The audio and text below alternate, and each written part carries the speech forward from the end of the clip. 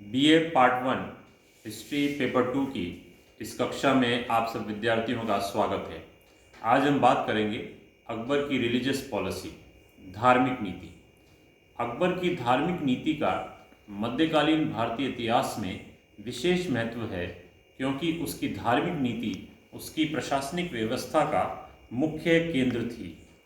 अकबर की धार्मिक नीति बाबर व हुमायूं की नीतियों से पूर्णतया अलग थी। उदार नीति अपनाने के कारण। प्रारंभ में अकबर एक कट्टर सुन्नी था, किंतु बाद में उसके विचारों में परिवर्तन आया तथा वह अन्य धर्मों के प्रति उदार हो गया। इस परिवर्तन के कई कारण थे। पहला, राजनीतिक कारण। अकबर भारत में मुगल वंश के स्थायी शासन की स्थापना करना चाहता था। दूसरा, राजपूतों का प्रभाव। अकबर की राजपूत नीति के परिणाम स्वरूप उसने राजपूत राजकुमारियों से वैवाहिक संबंध स्थापित किए और राजपूतों को दरबार में उच्च पद प्रदान किए। इस प्रकार वो निरंतर राजपूतों के संपर्क में रहा तथा उस पर उनकी विचारधाराओं का प्रभाव पड़ा। तीसरा, धार्मिक नेताओं का प्रभाव। अकबर अनेक धर्मों के नेताओं के संपर्क में आया, जिन्होंने उसके धार्मिक विचारों को प्रभावित किया। धार्मिक चिंतन। अकबर अत्यधिक धार्मिक चिंतन करता था। तत्कालीन इतिहासकारों के अनुसार अकबर घंटों तक बैठकर सांसारिक और धार्मिक विषयों पर सोचता रहता था। उलेमाओं की संकीर्ण विचारधारा। उलेमा वर्ग अत्यंत छोटी बातों को लेकर परस्पर झगड़ते रहते थे। अकबर इन लोगों के इस व्यवहार से दुखी था। धार्मिक विचारों के आधार पर अकबर के शासनकाल का विभाजन चार भागों में बांटा जा सकता है। पहला, 1556 से 1563 ईस्वी तक। इस काल में अकबर ने पूर्व सुल्तानों की धार्मिक नीति का पालन किया। दूसरा, 1563 से 1575 ईस्वी तक। इस काल में अकबर की धार्मिक विचारों में परिवर्तन आया। तीसरा, 1575 से 1582 ईस्वी तक। इस काल में अकबर विभिन्न धर्मों के संपर्क में आया। चौथा, 1582 से 1605 ईस्वी तक। इस काल में अकबर के धार्मिक सहनशीलता की नीति अपनाई और दीन इलाही का निर्माण किया। अकबर की धार्मिक नीति का विकास। इसका विकास चार चरणों में देखा जा सकता है। पहला चरण 1556 से 1563 ईस्वी तक का। इस काल में अकबर ने सामान्य सुन्नी मुसलमान की तरह धार्मिक जीवन व्यतीत किया।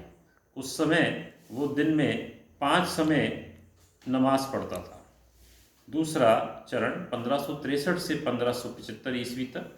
इस काल में अकबर के धार्मिक विचारों में परिवर्तन आया। 1563 में उसने तीर्थ यात्रा कर समाप्त कर दिया। 1564 में उसने जजिया कर समाप्त कर दिया। इस काल में उसने राजपूतों को उच्च पद प्रदान किए। तीसरा चरण 1575 से 1582 ईस्वी तक का। इसमें पहला जो घटना है वो है इबादत खाना का निर्माण। 1575 ईस्वी में अकबर ने इबादत खाना बनवाया। इबादत का अर्थ होता है पूजा और खाना का अर्थ होता है गृह, अतः इबादत खाना का अर्थ हुआ पूजा गृह। इस इबादत खाने में धार्मिक विषयों पर विचार विमर्श होता था। 1578 ईस्वी में इबादत खाना सभी धर्मों के लिए खोल दिया गया। इसके अच्छे परिणाम निकले, क्योंकि इससे अकबर की प्रत्येक धर्म के विषय में जानकारी उपलब्ध हो गई। दूसरा, मजहर जारी करना। 1579 ईस्वी में अकबर ने स्वयं ही धार्मिक नेता बनने का प्रयास किया। 1579 ईस्वी में अकबर ने एक आज्ञा पत्र जारी किया, जिसे मजहर कहते हैं। इस पत्र के द्वारा अकबर को सभी धार्मिक अधिकार प्राप्त हो गए। इस पत्र से अकबर को ये लाभ मिला कि अब उसका विरोध करना संभव नहीं रहा। चौथा चरण 1582 से 1605 ईस्वी तक का। इसमें जो प्रमुख घटना है वो है दीन इलाही का निर्माण 1582 ईस्वी में। अर्थ 1582 से 1605 ईस्वी तक का काल दीन इलाही का था। 1582 में अकबर ने सर्वधर्म सभा बुलाई और इस बात पर विचार किया गया कि कौन सा धर्म श्रेष्ठ है, किंतु इस सभा में कोई निर्णय नहीं हो सका।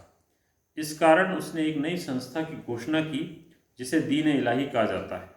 दीन का अर्थ होता है धर्म, इलाही का अर्थ होता है ईश्वर, अतः दीन इलाही का अर्थ हुआ ईश्वर का धर्म। स्वरूप। कुछ लोग दीन इलाही को एक संस्था मानते हैं तो अन्य इसे एक नया धर्म। विभिन्न इतिहासकारों के विचार का अध्ययन करने के बाद ये कहा जा सकता है कि दीन इलाही का उद्देश्य धार्मिक न होकर राष्ट्रीय था। अकबर का उद्देश्य एक सुदृढ़ साम्राज्य की स्थापना करना था। Professor RP. त्रिपाठी के अनुसार ये एक संस्था थी जिसके द्वारा धार्मिक मतभेदों के पश्चात भी लोग ईश्वर व सम्राट अकबर की सेवा के लिए संगठित हो सके। लेनपूल के अनुसार ये हिंदू व मुसलमानों को एक सूत्र में बांधने वाली राजनीतिक आवश्यकता थी। प्रमुख विशेषताएं: ईश्वर एक है तथा अकबर उसका पैगंबर व नेता है। दूसरा, इसके अनुयायियों के लिए मांस खाना निषेध था। तीसरा, इसके अनुयायी सूर्य तथा अग्नि की उपासना करते थे। अनुयायी को इच्छा अनुसार जलाया या दफन किया जा सकता था। दाढ़ी रखना प्रतिबंधित था, इत्यादि। सदस्य संख्या: दीन इलाही की सदस्य संख्या बहुत कम रही, केवल 18 अनुयायी थे। अकबर के अनेक घनिष्ठ लोगों ने इसे स्वीकार नहीं किया। ये जनता में लोकप्रिय नहीं हो सका। अकबर की मृत्यु के साथ ही इस संस्था का पतन हो गया। धन्यवाद विद्यार्थियों।